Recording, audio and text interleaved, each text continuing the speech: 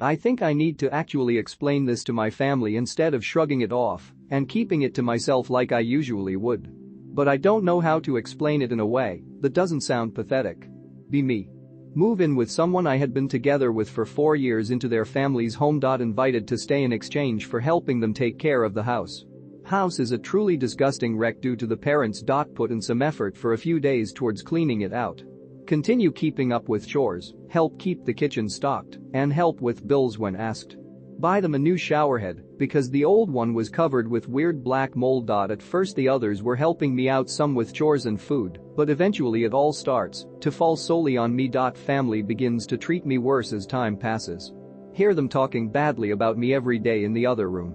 They won't speak to me at all unless it's to express derision towards me. Can't understate how filthy and lazy the family is. Most days I'd come home from work to plates of food left out crawling with bugs, beer bottles and cans strewn everywhere, air is thick with cigarette smoke, dog piss and shit in the house because nobody walked it is a common occurrence.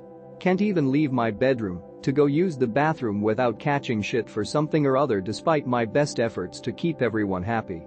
No clue WTF I've done to make everyone turn against me like this.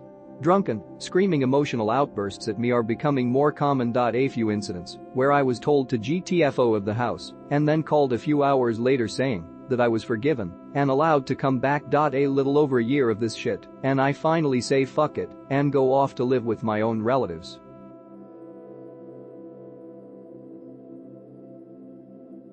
Be me, about a month ago. Hooking up with this Indian slut I met on Tinder. Fingering her while we make out feels weird down there. Take off pants and open her legs to reveal the raunchiest, most mangled pair of beef curtains you will ever see. Pic related. Yeah, eat my pussy anon. Oh okay. As I move in closer, I am suddenly overwhelmed by her foul stench.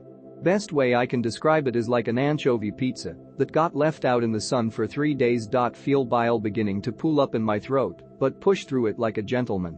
Right as my tongue makes contact with her putrid snatch, the vomit explodes from my gut Dilophosaurus style.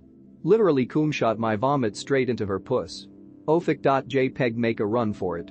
Block and ghost her on all my socials. Be me, now. She somehow got my phone number and says I gave her chlamydia. Demands I help pay for her medical bills. What the fuck should I do anons? I feel bad for giving her the clap, but also feel like it's her fault for not doing something about a ratchet cunt. What do you guys think?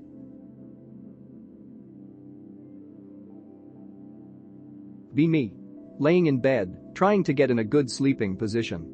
Balls flop around like fucking usual. One of my testicles goes really high up. Pretty sure something snapped, not sure though, felt no pain. Check balls. Seemingly fine, no abnormalities detected. Fall asleep. Wake up hours later. No morning wood like I usually have. With efficist@mp3. Feel very little arousal. Take a shower. Attempt to jack off. No boner. Jack it to Megumin. Largely unsatisfying orgasm, seemingly normal, no blood or any weird shit like that in it.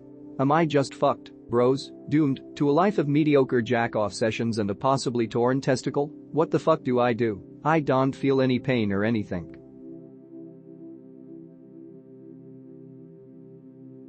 Be me, flirty male prude. Known for hitting on every hot girl at bars by coworkers. Don't sleep with them, just looking for someone to click with. If you want numbers, I can get them. If you want girls, I can bring them. I'm treated as the man by anyone who knows me. One new coworker brings fiancé to bar we're all at. Big group, no one wants to go talk to girls so I'm bored. Coworker's fiancé tries to dance with me. Puts her hands on me, I take them off of me. Coworker winds up giving me shit about it at work week later. Hardly remember, had to be reminded. Apparently she had blue hair, has 2 half-black kids from previous fling. Coworker said I looked bored, so he sent his girl to dance with me. I explain I don't interact with people's girls beyond polite formalities. Coworker accuses me of being gay because of it. I feel he's basically offended I turned down his girl for a dance, based on the gay part. The next few days, after I saw him, he was colder than usual, and I'm not really looking to fix things since I did nothing wrong in my book. When he mentioned the blue-haired part, after I had known about the prior kids part, it clicked in my mind that even blacked out me had higher standards. I hate having morals in 2021. Seems like everyone is a retard, and it bothers me that I'm accused of deficits for just trying to keep myself above all of that. Be me. Woman. Get in relationship. It doesn't work out. Say he raped me, get attention. Feels nice. Be me. Man. Get married. It doesn't work out. Pay alimony for the next 20 years. Pay child support for the next 20 years. Child isn't even mine. Only means of recourse are to kill self, or kill her, and then kill self. Yes, why oh why are men so cautious these days? Suppressing male sexuality is why our civilization is collapsing. Women need to have their sexuality oppressed, or this is what we end up with.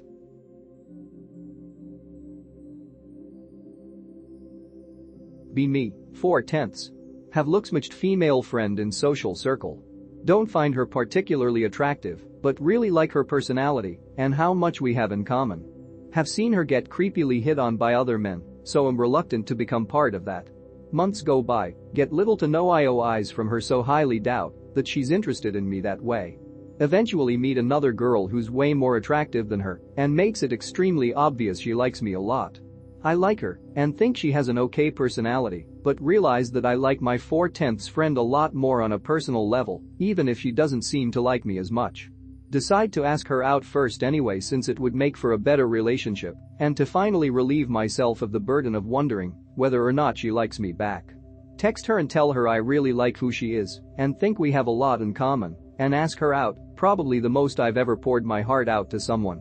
She says no, she tries to be nice about it, but doesn't give any explanation, doesn't reciprocate or even acknowledge any of the feelings I express towards her, just a flat-out no. Feels like a knife to the chest, didn't really expect her to say yes, but was completely unprepared for that harsh of a rejection. Can barely sleep or eat, and I'm way too emotionally crushed to ask out the other girl. Not even angry at her, you can't force attraction, just angry at myself for asking out a girl who never gave me any signs of interest and throwing our friendship away. I don't know what to do. I don't want to drop out of my social circle and lose all of my other friends, but I don't know if I can ever be around her again without worrying about making her uncomfortable. Funny enough, I also don't know if I'd want her seeing me with another girl because of the elephant in the room kind of feeling we'd both get, if that makes sense. What am I supposed to do? Just suppress the memory and pretend it never happened? Be me. High school student. Shit is going way south for me after moving from a small to big city. Grades are okay, not making the same amount of friends as I had in the previous school city. Decide on wanting to commit suicide. I should at least go to school, finish my homework, and spend a little time on the things I like to do before seeing the light at the end of the tunnel. Get home, get into shower. Get out and stand in front of the mirror for a little. Start having a seizure, I have epilepsy. Hit my head on the cold floor, parents rushing up to see what happened. See me on floor seizing up, give me some Nasalum. Stop seizing up, and they carry me to my bed. When I could have fucking died pain-free, bros, why did my parents have to step in? It would have been better if I didn't get up after that seizure yesterday, everything still hurts. I am unsure of what to do next. Be me. 15. Go to school. Have friends. Hang out with crush and give her a Pop-Tart cause she's never had one before. Log onto school Discord on shitty Chromebook. Gets called a strawberry picker when I'm trying to shitpost. Loses shit 100%. Starts going ape shit in chat. Gets called a faggot and gets bullied more. Calls one person a cotton picker, same person who called me a strawberry picker. They turn out to be a snowflake and report me to the principal. Gets pulled out of class and I proceed to have a complete mental breakdown. Fuck liberals. Be me. 21.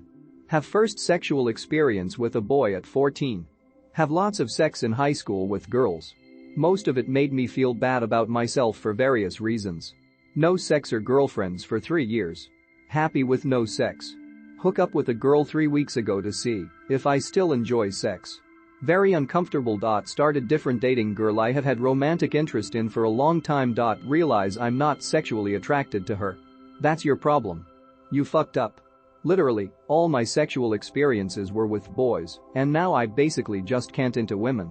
I am more sexually attracted to the memories of my early sexual encounters and all the chances I could have had instead of anything modern. My parents want me to get married, and I am afraid I will never be sexually attracted to my wife, but I still want to have kids and hope I can make them avoid seeing sex as a pleasure act. Maybe they'll have a better chance than I can. I can't really blame anyone but myself. I grew up when computers were just getting into houses and the internet became more widespread. These are not tools my parents grew up with, so they never took their precautions because they just didn't know. I hope I'll be prepared for this modern environment we live in. The weird part is that I used to be attracted to girls, romantically, sexually, but it all just died out growing up and having my sexuality change to favor gay shit.